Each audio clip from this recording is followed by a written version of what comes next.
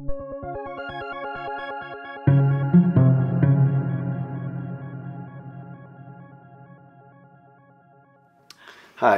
I'm David Domke. I'm chair of the Department of Communication here at the University of Washington.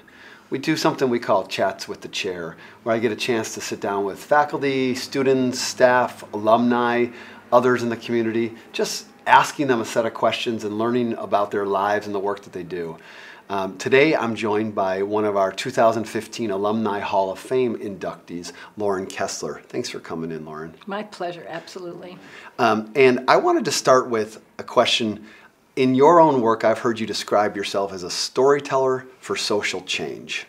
Okay, that's a big thing to say, storyteller for social change. What do you mean by that? It is a big thing to say, and it has the two parts to it. One is the storytelling, and one is the social change. So, although they are certainly connected, I will answer the storytelling part first. Stories are how we understand the world. That's how we're built as human beings. It's how we understand ourselves. It's how we understand other cultures. It's how we understand people who are different than us.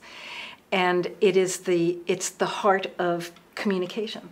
So in my work as a writer and as a teacher of writers, that's where I want to be. I want to be at that point where we're making sense of our environment, political, cultural, religious, whatever environment, by telling stories, true stories, because I'm not a fiction writer.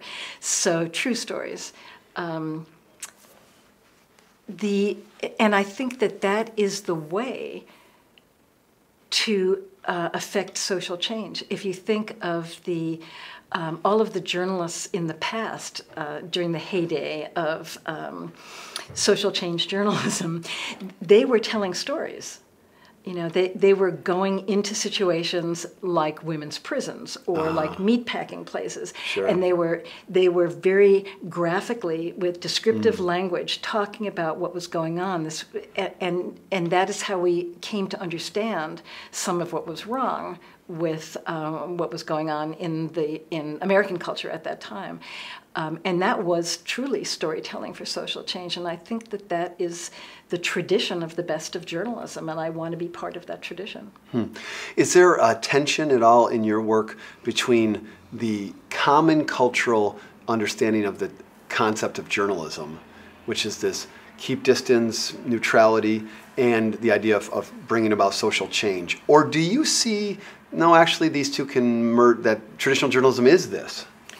So I think there is a conflict, but not the one that you mention, because I really do. I mean, I have persuaded myself as a historian of journalism, which is what I was here when I was studying from my doctoral work was in history of journalism, that's where we come from. I mean, it's not where we come from with in the 1700s and commercial speech and that kind of stuff, but it's where we come from, at least from the turn of the 20th century. So I don't see a conflict. Me personally, I am fine with a journalist who is interested in social change, a journalist who is also an activist. Journalism is a tool of being an activist, one of many.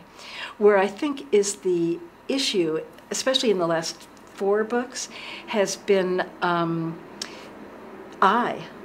using I. Oh, really? First person I. That's not how I was trained. In fact, I was trained very much out of that. And my first several books were not that at all. So the challenge, which I think is a really good challenge, is can you, because I use myself as a vehicle to propel readers through terrain that they might not want to walk through themselves. And so I want to involve them in a personal story, something that I've taken on to do because I'm an immersion reporter. But it's not about me at all. I'm the vehicle. And so the tension really is the EYE eye, which is the journalist's eye that looks at documents, that interviews people, that goes places and observes, and the eye that is the storytelling eye. So that's where the two things come together. But I don't think they come together like that. I think they come together like that. Okay, very. Not good for our radio audience. So what I was doing was pounding two video fists audience. together. Don't worry. Okay. So you finished. You did a Ph.D. here, 1980 graduate, right? This is true. And what was your goals when you did that work, and how have those come to change or actually be kind of struck right on?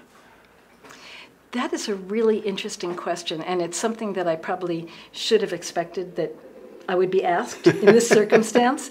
But I haven't thought about that in a long time. But I would say that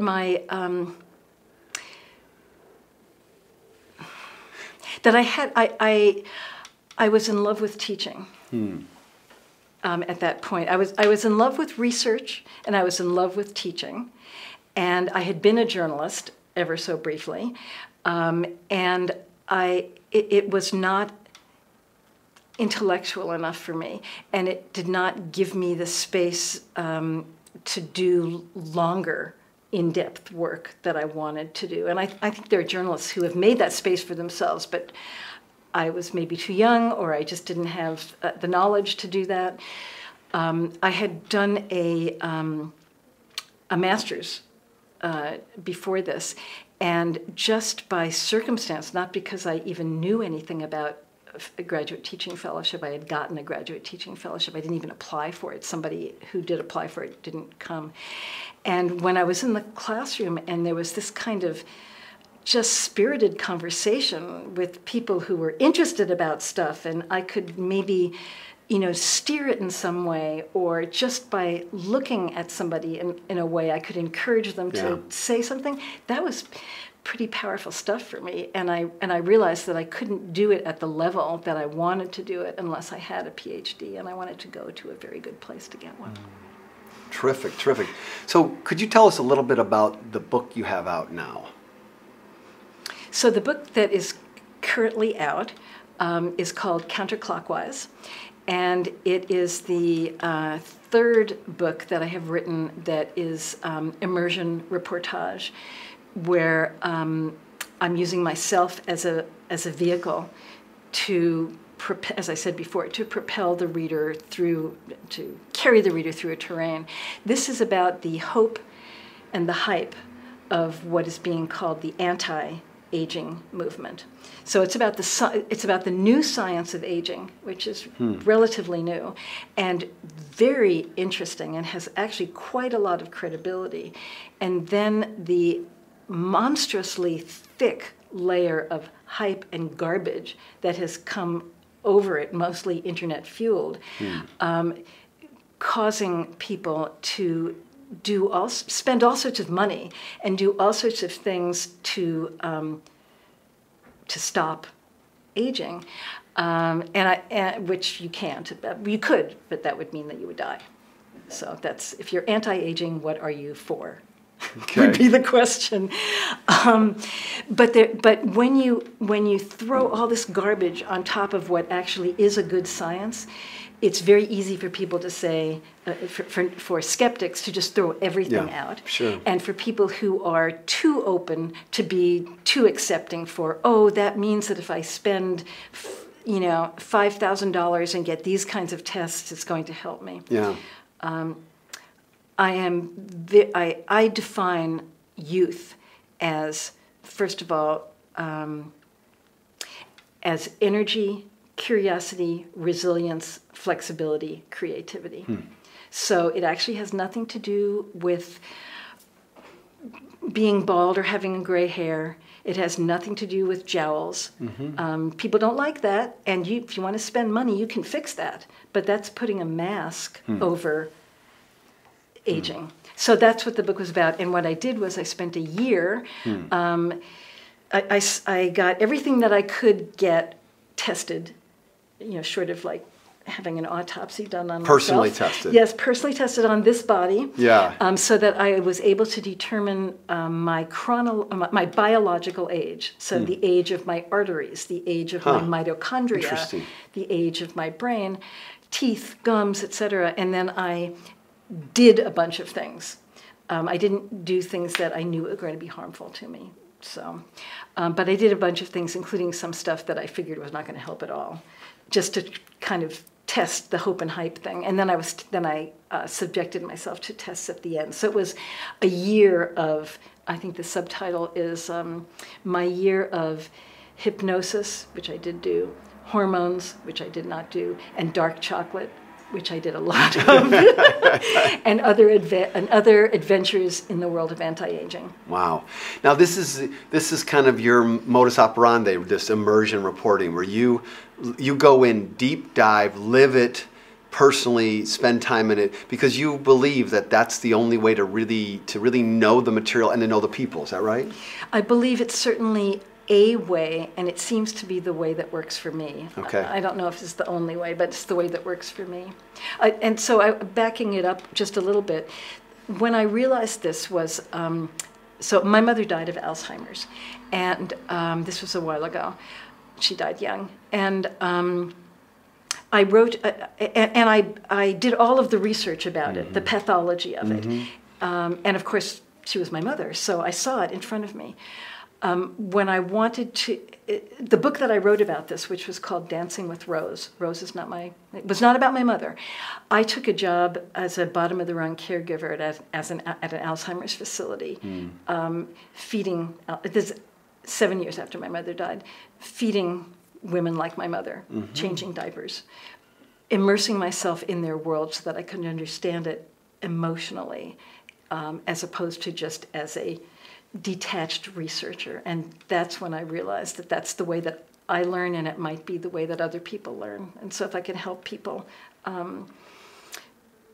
become empathetic or get beneath the surface because by following me, then that's a good thing. Sure. So to kind of bring this to a close, for students who might be coming into our 2015 University of Washington Department of Communication, what might you say would be one core attribute that you'd say to them, you really should be this kind of person, or when you come out of a university like this, out of a Department of Communication and a university like this? Do I only have one? Can I only say Sure, one? no, you can pick a couple. Of course, of course. Endlessly curious, empathetic, keenly observant, a listener. Listening doesn't mean keeping quiet while somebody's talking. It means listening. And if you can listen and watch and be curious and care, all of those things together, and on top of that, you see yourself as a storyteller, I mean, that's the way we're going to change the world. Well, thank you so much. Now, you do a lot of workshops with organizations and in the public, is that correct? I do writing workshops for people who would like to be writers, and I've been doing a lot of anti-aging workshops. Okay. Sure. So for people who would, don't want to age. Well, I think I might need to sign up for one of those. Yeah. Well, it is our honor to have you entering our Alumni Hall of Fame. We have had the Hall of Fame since 2004, and the reality is that the quality of people in that, and you are a terrific representative of this, are really remarkable individuals. So it's our honor, and congratulations. Well, thank you. I mean, it really is my honor, but I'll let it be your honor too, but it's really my honor. Thank you very much. Sure. We'll agree to share it, okay? Okay, all right.